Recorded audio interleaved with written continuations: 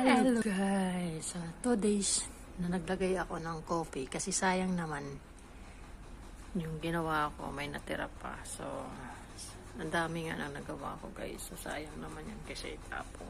Hindi naman siya tumigas guys kasi ano nga siya, coffee with honey and lemon yung nilagay ko. So, unang apply ko, nakita ko nung naghilamos ako, medyo ano naman siya, smooth. So, ewan ko kung anong magiging effect nito sa aking mukha. Oh, kati-kati. Naninigas siya guys kapag ka, ito wagong lagay ko lang kaya medyo tuyo, ano basa-basa.